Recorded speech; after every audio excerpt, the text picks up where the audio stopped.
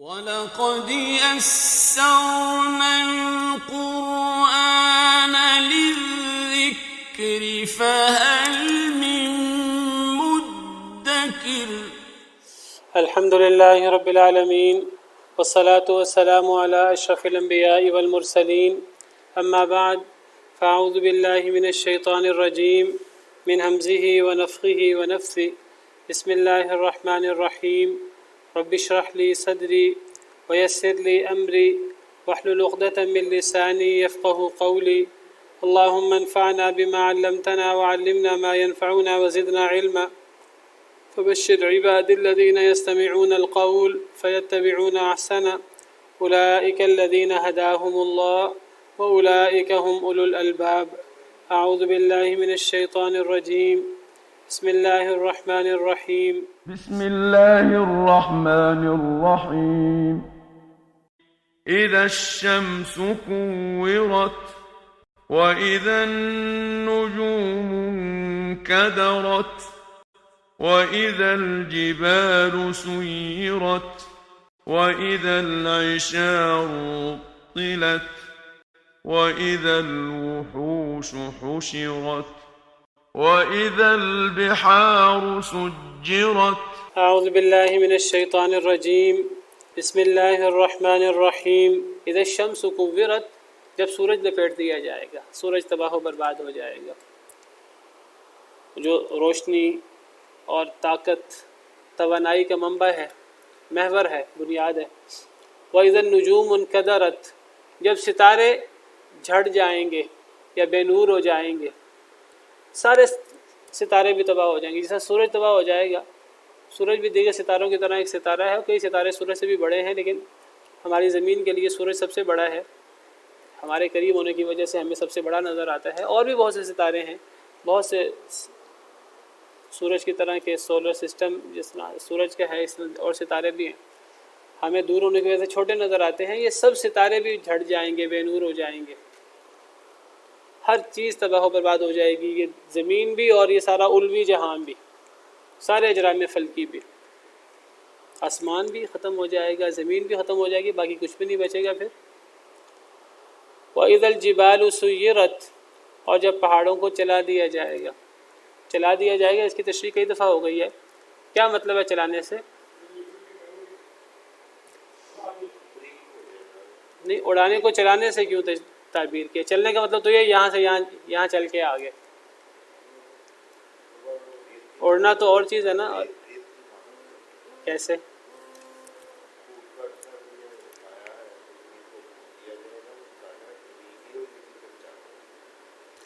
اصل میں پہاڑوں کے لیے اڑانے کا ذکر بھی ہے، اور روئی کی طرح وَتَكُونُ الْجِبَالُ كَالْعِهْنِ الْمَنْفُوشِ، قیامت کے دن اس دن پہاڑ دھنکی ہوئی روئی کی طرح ہوں گے، اور زمین اور پہاڑوں کو اڑا دیا جائے گا، یہ بھی ہے۔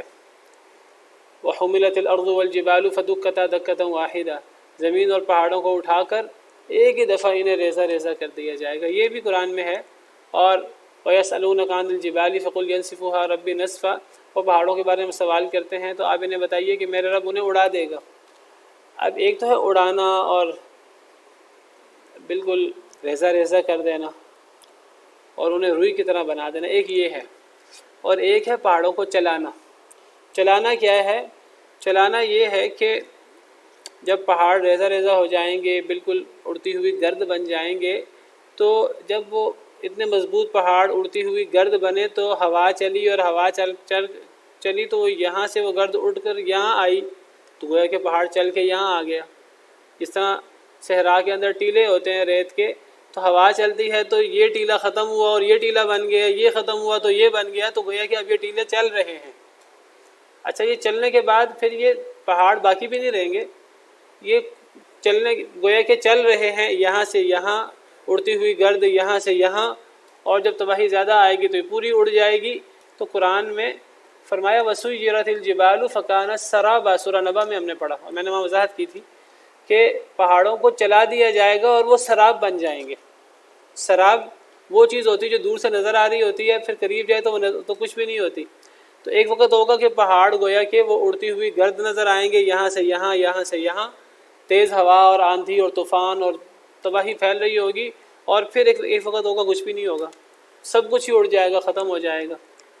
سراب، وہ ریت بھی ختم ہو جائے گی، وہ اڑتی ہوئی گرد بھی ختم ہو جائے گی، سب کچھ ہی ختم ہو جائے گا. تو بہرحال قرآن کریم میں جگہ جگہ پہاڑوں کو چلانے کا ذکر ہے. وسیرت الجبال ویوم نسیر الجبال، قیامت کے دن سورہ کہف میں ہم پہاڑوں کو چلا دیں گے. اور یہاں بھی وَإِذَا الْجِبَالُ سُيِّرَتْ، جب پہاڑوں کو چلا دیا جائے گا. تو چلانے کے اندر روئی کی طرح بنا دینا، گرد کی طرح بنا دینا، اور ریزہ ریزہ کر دینا اور اڑا دینا، یہ سب شامل ہے اس کے اندر. یہ سب کر کے یہاں سے آگے، یہاں سے آگے، اور پھر اس کے بعد سب کچھ ختم، سراب. وَإِذَا الْعِشَارُ عُطِّلَتْ، اور جب 10 ماہ کی اونٹنی کو چھوڑ دیا جائے گا. العشار یہ عشر سے ہے 10، تو 10 ماہ کی اونٹنی مراد ہے. 10 ماہ کی اونٹنی کو چھوڑ دیا جائے گا. عطلت تعطیل ہو جائے گی، اس کی تعطیل کہتے ہیں چھٹی کو. جب اس کو چھوڑ دیا جائے گا کوئی اس کی پرواہ نہیں کرے گا. 10 ماہ کی اونٹنی یہ قیمتی ترین جانور تھا عربوں کا. اونٹنی سب سے بڑا جانور اور سب سے زیادہ کارآمد، اور ہے بھی مادہ، اور پھر وہ حاملہ ہے، اور اس کا حمل اونٹنی میں 10 ماہ کا حمل ہوتا ہے، تو وہ حمل بالکل وضع حمل کے قریب. تو یہ سب سے قیمتی جانور ہے عربوں کا.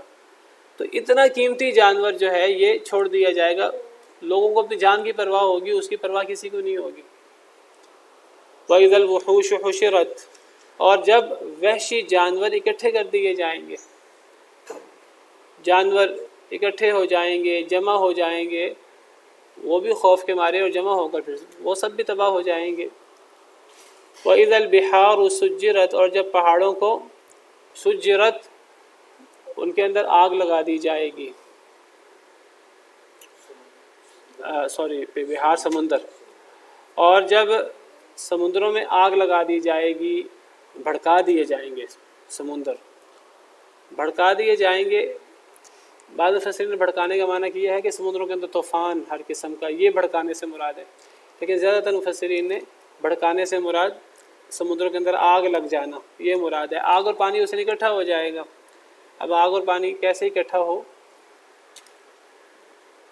اب تو سائنس کے ذریعے ہمیں پتہ لگتا ہے کہ پانی کے اندر جو ہے وہ ہائیڈروجن اور آکسیجن ہوتی ہے، H2O.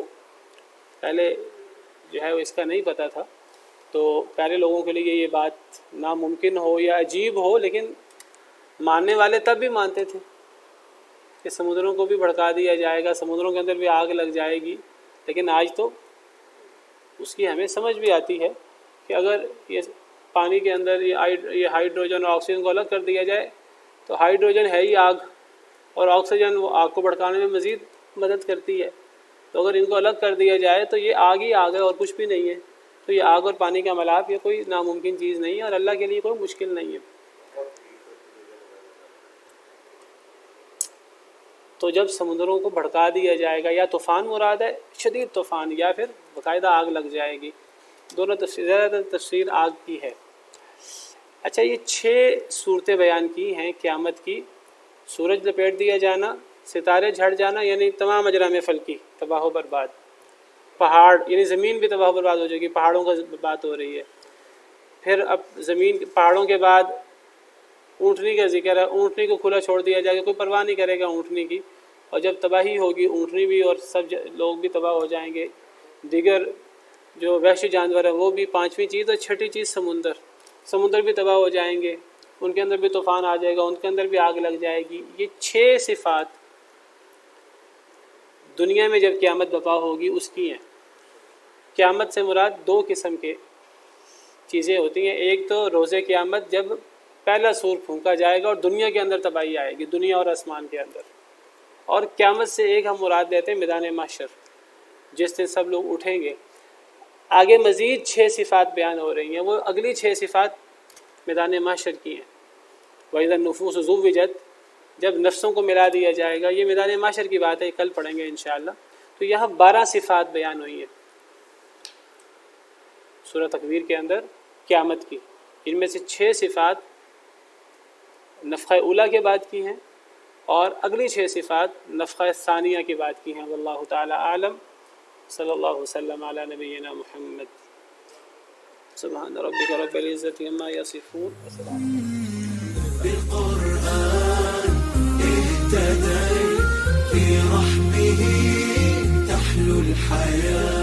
شوقا